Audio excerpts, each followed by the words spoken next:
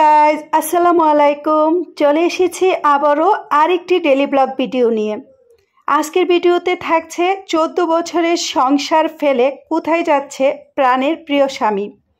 বউ বাচ্চা একা রেখে এতদিন পর কেন এই সিদ্ধান্ত? হঠাৎ সিদ্ধান্তেও অটর থেকে গেল নিজের চাকরি, তাই চলে যেতে হচ্ছে বউ বাচ্চাকে রেখে একা 14 বছরের সংসার ছিন্ন করে। চলুন আজকের ভিডিওতে সব কিছু আপনাদের সাথে শেয়ার করি, আর আপনাদের সাথে কেন যাচ্ছে, কোথায় যাচ্ছে সব কিছু বলি। এনএসএ টেলিস্টের পক্ষ থেকে আমি কাজী শিরিন চলে এসেছি আপনাদের মাঝে নতুন আরেকটি ডেলি ব্লগ ভিডিও নিয়ে। দেশে বিদেশে কাছে দূরে যে যেখানে আছেন আশা করব সবাই ভালো আছেন।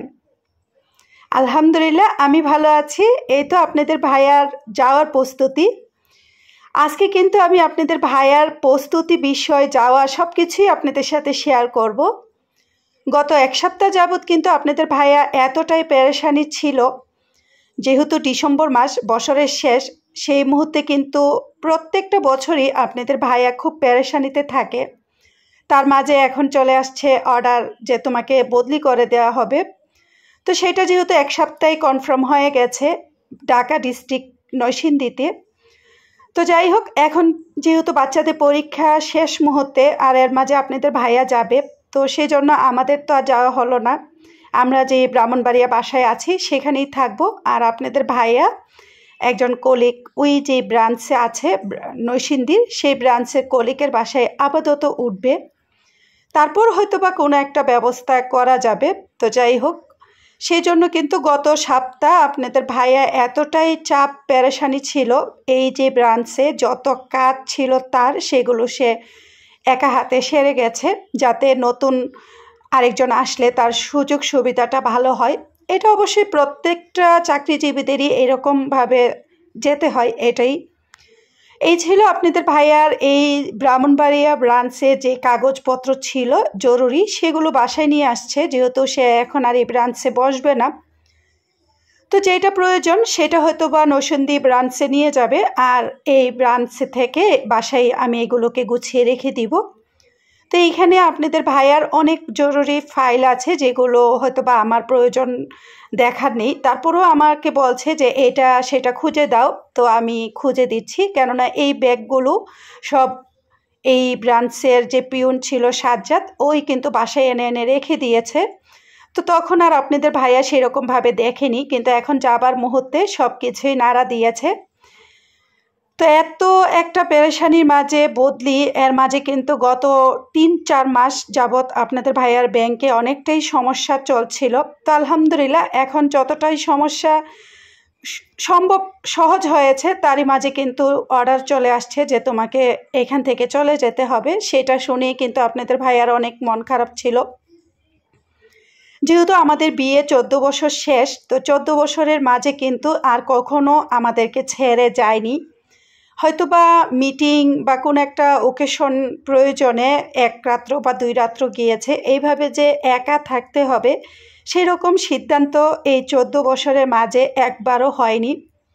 আর হয়তোবা হয়েও ছিল, সেই সময় তো আমার শ্বশুর শাশুড়ি ছিল, সেটা আপনাদের ভাইয়া কিছুটা ফিল আপ করেছে। আর এখন যেহেতু দেখছে যে তার মা বাবা নেই, আর বিশেষ করে চাকরিতে একটা সমস্যাও চলছে এই ব্যাংকে, যেহেতু বদলি করে দিয়েছে, সেটাই হয়তো বা আল্লাহ তাআলার ভালো একটা কিছু। তো যেটাই হোক সেটাই করি। তো এদিকে যেই ব্রাঞ্চে থেকে চলে যায়, যারাই যায় যে ব্যাংকে, যেহেতু এরা ব্যাংক ক্লোজিং বন্ধু বান্ধব আছে, তারা আপনাদের ভাইয়াকে বেশ কয়েকটা গিফট দিয়েছে, শার্ট, জুতা, টাই, ব্লেজারের সেট, এরপর সাথে দিয়েছে কলম। তো সব কিছু আসলে আমি শেয়ার করা সম্ভব না। তো ও বলল আপনাদের ভাইয়া যে আমি পুরাতন কিছু আর নিব না, যেগুলো নতুন দিয়েছে সেগুলোই এই সপ্তাহ নিয়ে যাই, পরবর্তীতে হয়তো বা এগুলো আবার রেখে আমি অন্যগুলো নিব।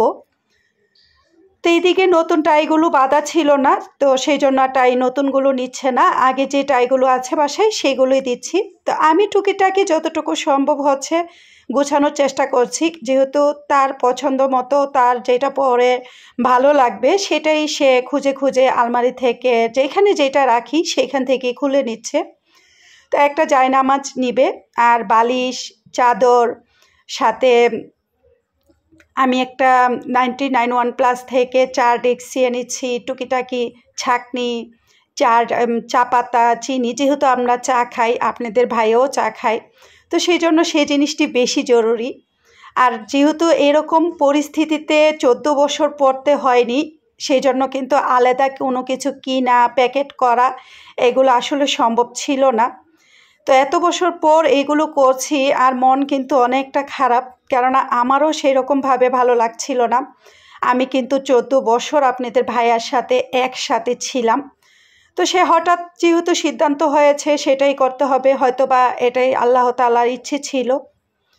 তো যাই হোক, এটা ছিল গত শনিবার রাত্রে আমি ব্যাগগুলো গুছিয়ে নিয়ে আসছি। তো সকালবেলায় এই দিন রাত্রেই মানে শনিবার রাত্রে কিন্তু আমার যে হেল্পিং ম্যান আসে ফ্রোজেন করা রুটি খাই, যেহেতু আমরা, সে আসে নাই, তো সেই জন্য কিন্তু আর রুটি বেলা ছিল না। তো আম্মা বলছিল বলে নেওয়ার জন্য, আমি মানা করেছি। তো আমি সকালবেলা উঠে মনটা অনেক খারাপ যে এখনই চলে যাবে। তো আমি আপনাদের ভাইয়া ফজর নামাজ শেষ করে আর ঘুমাইনি।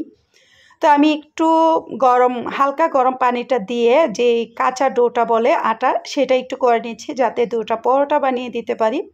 আর বাকি ডোটা রেখে দিব, আপনাদের ভাইয়া চলে গেলে বাচ্চারাকে নাস্তা দিয়ে দিব। তো এই ফাঁকে কিন্তু আওয়াজ, নুহাসোয়া সবাই উঠে গেছে, তাদেরও মন বেশ খারাপ। আর আওয়াজ তো গত রাত একটুও ঘুমায়নি। তো সেই রাতের কথা আর কত বলবো জানি না, যদি বলতে যাই তাহলে হয়তো বা দেখা যাবে আজকে আর শেষ হবে না। আমার বাবাটা অনেক কষ্ট, অনেক মন খারাপ, তার বাবাকে ছাড়া একটা রাত সে কাটে নাই।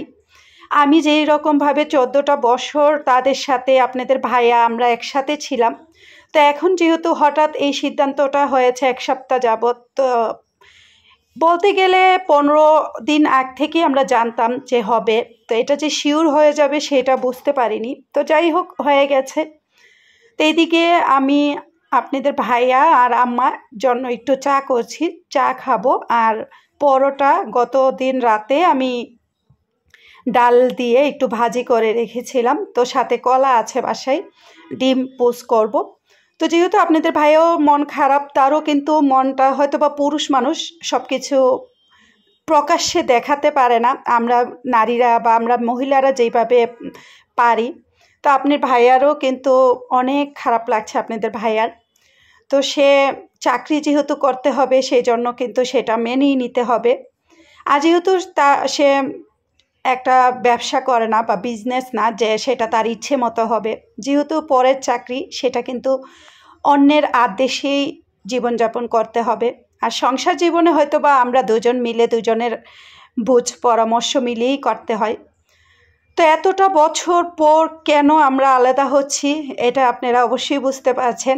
আপনাদের কাছে বলতে পেরে হয়তো বা আমার মন মানে একটু হলেও হালকা লাগছে। তো দেখা যাক, হয়তো বা আপনাদের ভাইয়া সপ্তাহ 5 দিন অফিস, তার মাঝে নাও আসতে পারে। বৃহস্পতিবার রাতে যদি আসে, আবার রবিবার সকালে হয়তো বা যাবে। তো এই তো আমরা নাস্তা অফ ক্যামেরাতে সেরেছি, আর যা রাতে গুছিয়েছি সব কিছু এখন আমি ডাইনিং রুম থেকে লিভিং রুমের এখানে এনে রেখেছি।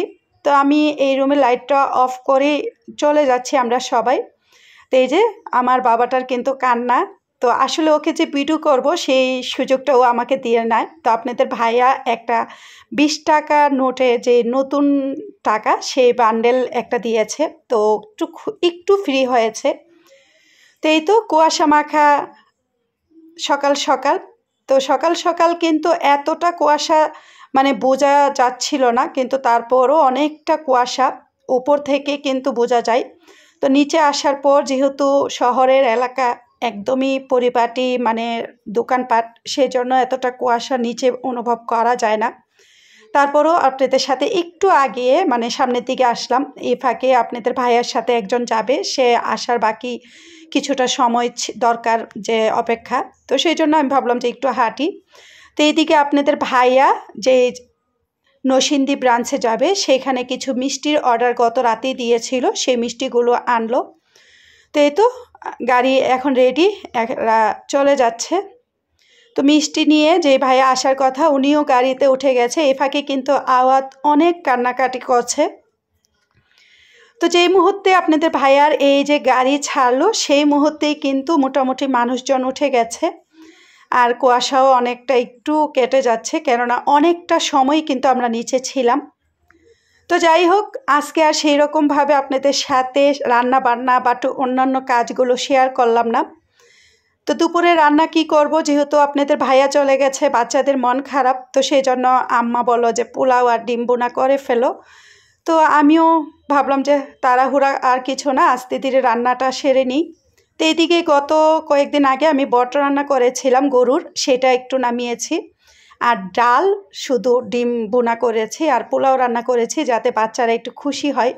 তার বাবা এমনিতেই চলে গেছে, তো সেই জন্য ভাবলাম যে কিছু একটা ভালো রান্না করলে হয়তো বা তাদের মনটা ফ্রেশ হবে।